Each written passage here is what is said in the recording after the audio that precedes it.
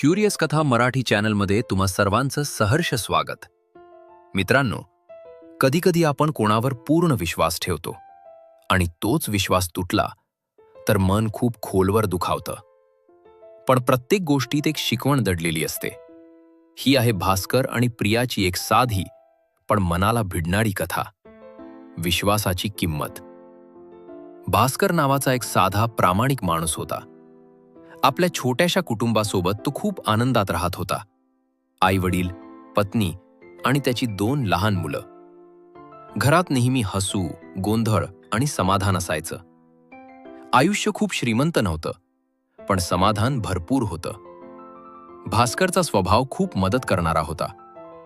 कुणालाही अडचण आली की तो स्वतःच्या परीने मदत करायचा. त्याला वाटायचं, आज मी मदत करतो, उद्या कोणीतरी मला करेल. अशाच चांगुलपणावर त्याचा पूर्ण विश्वास होता. एक दिवस ऑफिसमध्ये त्याच्यासोबत काम करणारी प्रिया खूप चिंतेत दिसली. भास्करनं तिला विचारलं, "काय झालं प्रिया? तू एवढ्या चिंतेत का आहेस?" ती रडू लागली. तिनं सांगितलं की घरी मोठी अडचण आहे आणि मला तातडीने 50,000 रुपयांची गरज आहे. नाहीतर खूप मोठा प्रश्न उभा राहील. भास्करनं काहीही विचार न करता तिची मदत केली. जेव्हा शक्य होईल तेव्हा परत दे, असं तो म्हणाला. प्रियानं वचन दिलं, मी लवकरच परत करेन. काही दिवस सगळं ठीक चाललं, पण अचानक प्रिया ऑफिसमध्ये येणं बंद झाली. भास्करनं तिला फोन केले, मेसेज केले, पण कोणतंही उत्तर मिळालं नाही. काही दिवसांनी कळलं की ती शहर सोडून गेलीये. भास्कर खूप दुखावला. त्याला खूप वाईट वाटलं, फसवल्यासारखं वाटलं. पैसे गेले होते, पण त्यापेक्षा जास्त त्याचा विश्वास तुटला होता. त्या रात्री तो घरी शांत बसला होता. तेव्हा त्याचा छोटा मुलगा त्याच्या जवळ आला आणि म्हणाला, "बाबा, तुम्हीच म्हणता ना, चांगल्या माणसांसोबत नेहमी चांगलंच होतं." त्या एका वाक्याने भास्करच्या चेहऱ्यावर हलकीशी स्मित आली. काही महिने गेले. एकदा भास्कर ऑफिसच्या कामानिमित्त दुसऱ्या शहरात गेला होता.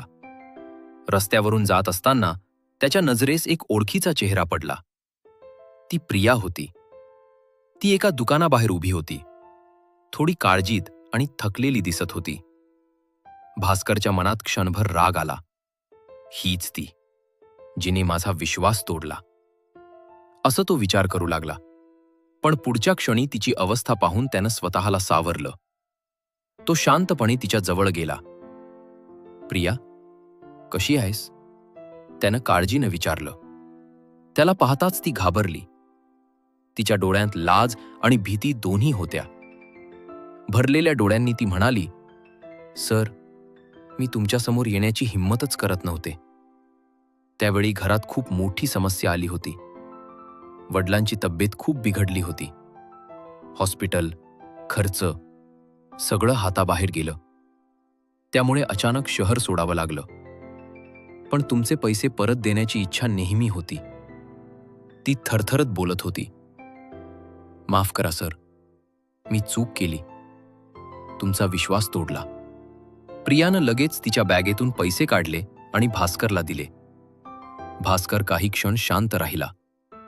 त्यानं ते पैसे घेतले, पण त्याच्या चेहऱ्यावर राग नव्हता. तो हळूच म्हणाला, "प्रिया, एक गोष्ट लक्षात ठेव. विश्वास तुटायला एक क्षण लागतो, पण तो पुन्हा निर्माण करायला खूप वेळ लागतो. आपण आयुष्यात कोणाला तरी फसवलं यापेक्षा मोठा गुन्हा नाही. आणि आपण कोणाकडून तरी फसवले गेलो यापेक्षा मोठं दुःख नाही." प्रिया मान खाली घालून उभी राहिली. भास्कर पुढे म्हणाला, "तू परिस्थितीमुळे अडचणीत होतीस, ते मला समजतं. पण पडून जाणं हा उपाय नव्हता. एक फोन केला असतास, एक मेसेज तरी टाकला असतास, तर कदाचित मला एवढं वाईट वाटलं नसतं." प्रिया डोळे पुसत म्हणाली, "सर, आता मला माझी चूक समजलीये. पुढे कधीच असं करणार नाही." भास्कर हलकंस हसला. चूक सगळ्यांकडून होते, पण त्यातून शिकणं महत्वाचं असतं. असं बोलून तो तिथून निघून गेला. कथा इथे संपते, पण एक मोठा प्रश्न आपल्यासमोर ठेवते. आपण कोणाचा विश्वास जपतोय की तोडतोय? कारण विश्वासाची किंमत पैशांपेक्षा खूप मोठी असते. जर ही कथा तुम्हाला आवडली असेल तर नक्की शेअर करा आणि क्युरियस कथा मराठी चॅनलला सबस्क्राईब करायला विसरू नका.